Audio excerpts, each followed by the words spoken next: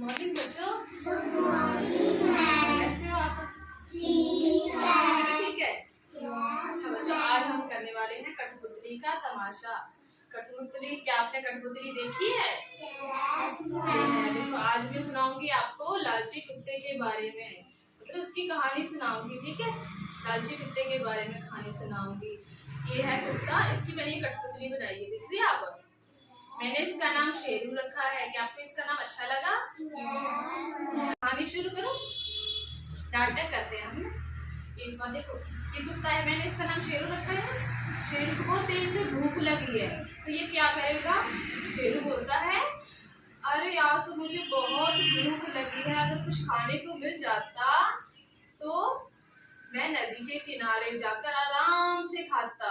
ये इधर उधर खाना ढूंढ रहा है ना, खाना ऐसे ढूंढते हैं, सूंघ के ढूंढते हैं ना खाना, ऐसे ढूंढ रहा है, सूंघ के खाना ढूंढते हैं। फिर इसको एक मांस का टुकड़ा मिला, वो बहुत खुश हुआ। देखो इसने अपने मुंह में लगाया। फिर बोलता है, अरे वाह, आज तो मुझे मांस का टुकड़ा मिला है, इसको तो मैं आराम से नदी के किनारे जाकर खाऊंगा। कहाँ खाएगा वो? नदी के किनारे। नदी के किनारे। वो नदी के किनारे पहुंच गया और वो बहुत खुश है, क्योंकि इसके पास क्या है? मांस का टुकड़ा। मांस का टुकड़ा है। और फिर वो नदी के पास जाता है, वो नदी में अपनी परछाई देखता है। क्या आपने परछाई देखी है पानी में? किसने देखी है? सभी ने देखी है। बढ़िया। देखो, अब ये शेरू बोलता है, अरे ये नदी में दूसरा कुत्ता कौन है? उसको थोड़ा पता है कि मेरी परछाई है। उसने सोचा ये तो दूसरा कुत्ता है।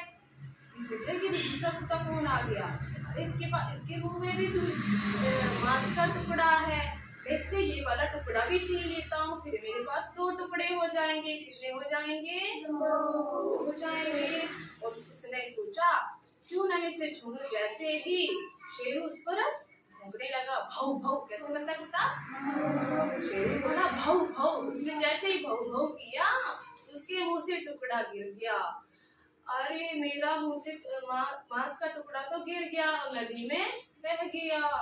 शेरू दुखी हो गया और बोला, मुझे मेरा मांस का टुकड़ा तो नदी में गिर गया। और उदास हो गया और बोला, अरे मैं तो इतना पागल हूँ, मैंने लालच किया और मेरा मांस का टुकड़ा नदी में गिर गया। बच्चों, क्या हमें लालच करना चाहिए? क्यों नहीं करना चाहिए?